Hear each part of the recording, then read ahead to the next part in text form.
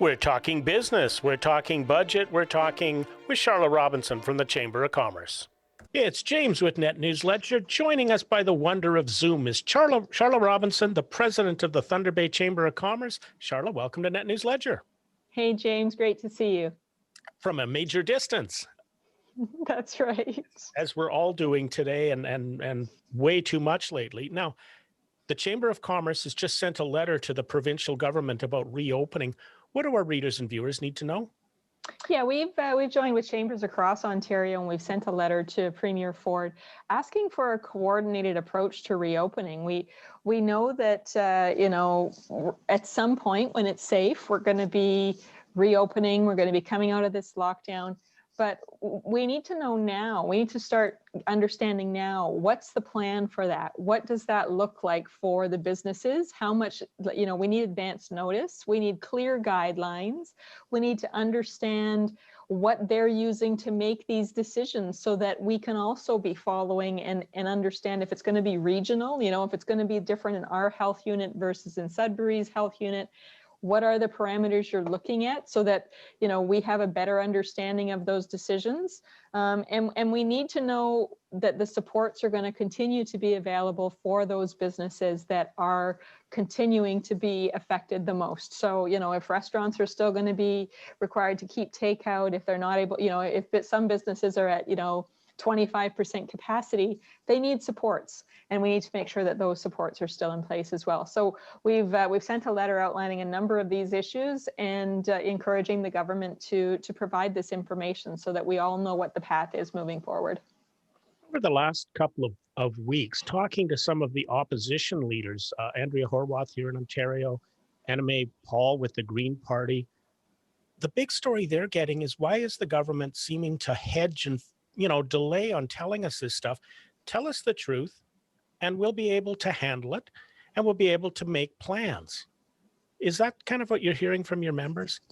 Yeah, I think that one of the biggest frustrations is people feel like they don't understand where these decisions are coming from. The lockdown was like 4 days notice. Suddenly here we are, even though in some areas across the north, they were still in what would be considered a green area.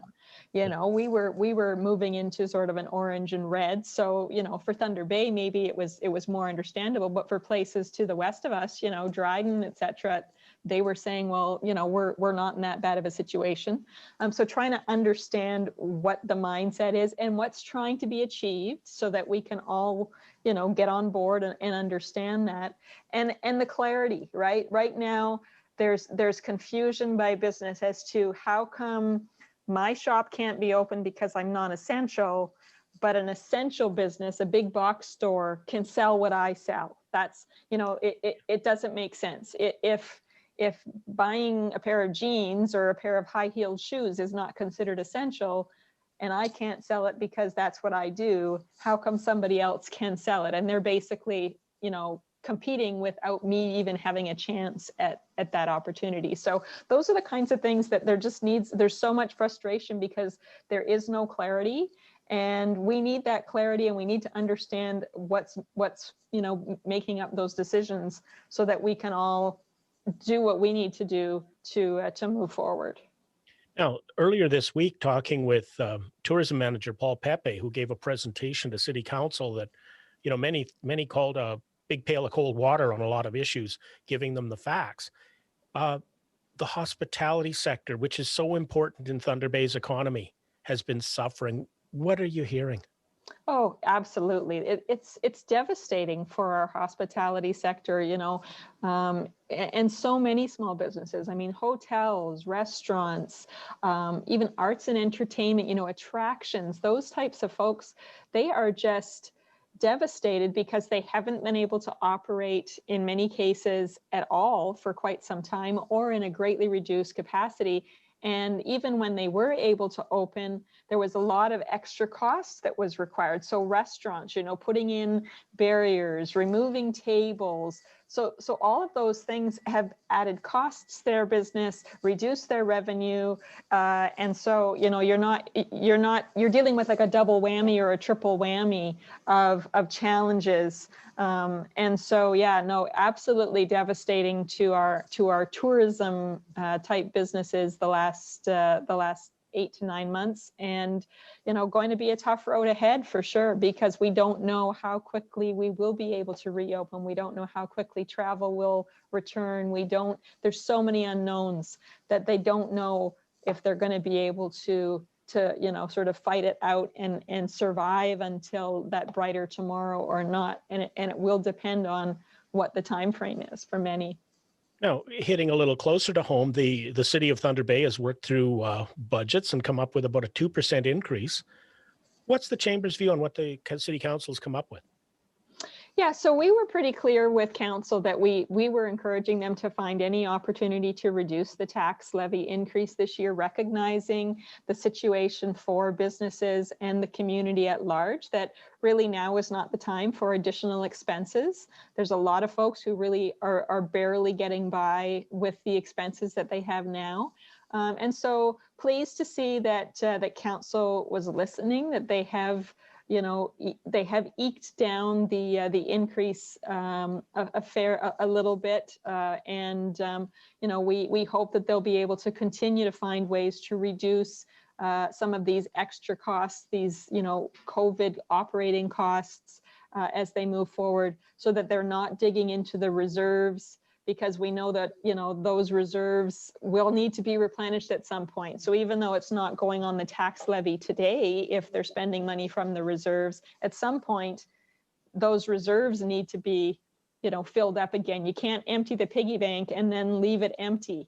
So even though it's not a tax increase today, it will be a tax increase at some point. And so anything they can do to reduce expenditures from both sides, the tax levy now and from taking it from the piggy bank, would really help to reduce costs for citizens and businesses.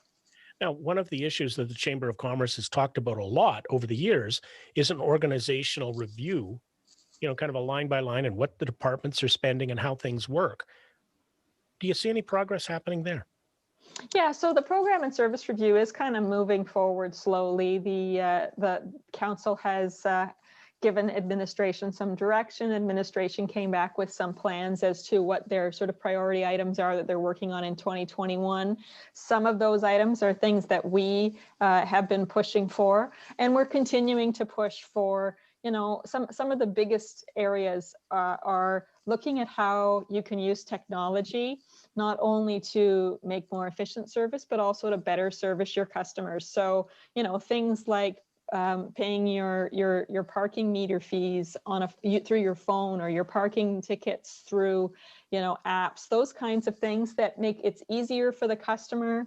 It's better in a COVID time when you don't want, cash and people coming to City Hall to pay their bills, those sorts of things.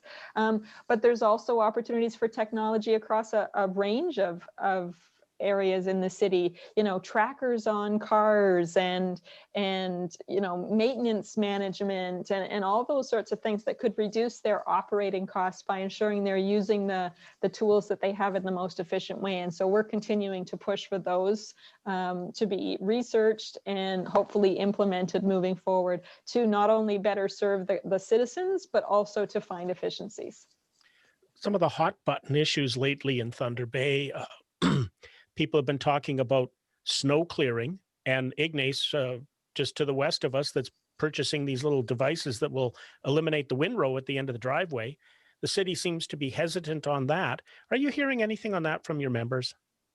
Our members don't, except for where there's issues in some of the downtown cores, maybe where the sidewalks aren't cleared as much. We don't hear too much about road maintenance issues from our members.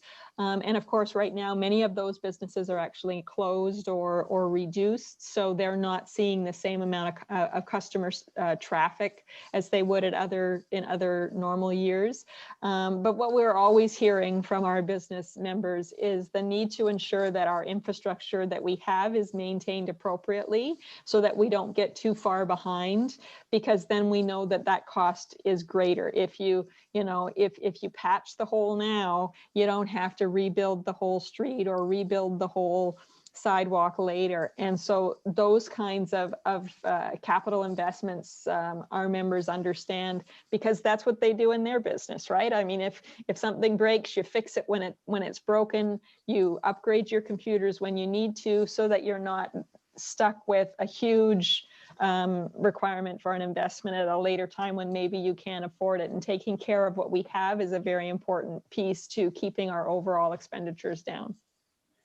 Is there anything we need to share from the chamber? We haven't had you on for a while. Anything we need to share with the members? Well, I mean, certainly we are trying to help members as much as we can through these COVID challenges. We've got a COVID resource page on our website, tvchamber.ca, with list of all of the various government programs, funding programs, whether they're federal, provincial. Lots of information, links to different things that are available to help businesses through this, and we're here to be that conduit to government as well, to say, like, what are the issues you're facing, and let's talk to government about how they can do things better to make it easier for you. So we're still here, we're still operating, even though we're all working at home. We're still here for our business members, and here to help them to be as strong as they can be moving forward. Charla, thank you very much. Thanks, James. To keep up to date, you have to subscribe. You have to hit that like button and hit the notification to stay in touch.